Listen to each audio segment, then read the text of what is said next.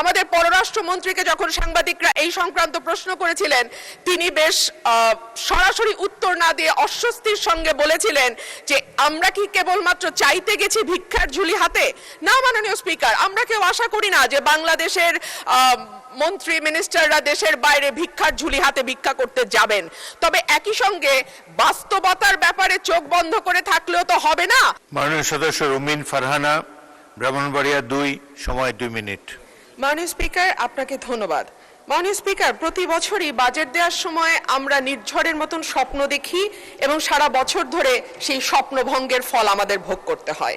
মাননীয় স্পিকার, এই বাজেটে ব্যয় ধরা হয়েছে 9,38,000 কোটি টাকা, আয় মাত্র 6,95,000 কোটি টাকা, ঘাটতি 2,43,000 কোটি টাকা। এটুকু হলেই হতো মাননীয় স্পিকার, কিন্তু আয় 6,95,000 কোটি টাকার যে লক্ষ্যমাত্রা ধরা হয়েছে সেটা কোনো বছরই এই আয় রাজস্ব আদায় করা যায় না। ফলে যেটা হয়, ঘাটতি বাড়তেই থাকে এবং সেই ঘাটতির জন্য আমরা দেশি বিদেশি ঋণ কিংবা বিনিয়োগের উপর নির্ভর করি।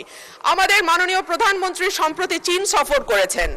আমি আপনার মাধ্যমে মাননীয় স্পিকার, আমি জানতে চাই চীনের কাছ থেকে আমাদের ঋণের কোনো আশ্বাস আমরা পেয়েছি কিনা, পেয়ে থাকলে সেই ঋণের আশ্বাসের পরিমাণ কত, কিংবা বাংলাদেশে তারা কোনো বিনিয়োগ করবে কিনা এরকম কোনো আশ্বাস এসছে কিনা সেটাও আমি আপনার মাধ্যমে জানতে চাইছি। মাননীয় স্পিকার, আমাদের পররাষ্ট্রমন্ত্রীকে যখন সাংবাদিকরা এই সংক্রান্ত প্রশ্ন করেছিলেন, তিনি বেশ সরাসরি উত্তর না দিয়ে অস্বস্তির সঙ্গে বলেছিলেন যে আমরা কি কেবলমাত্র চাইতে গেছি ভিক্ষার ঝুলি হাতে? না মাননীয় স্পিকার, আমরা কেউ আশা করি না যে বাংলাদেশের মন্ত্রী মিনিস্টাররা দেশের বাইরে ভিক্ষার ঝুলি হাতে ভিক্ষা করতে যাবেন।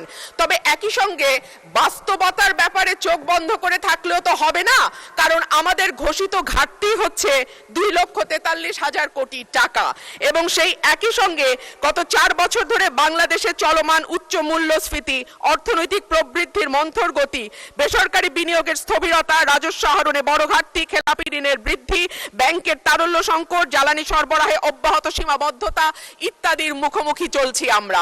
সুতরাং মাননীয় সদস্য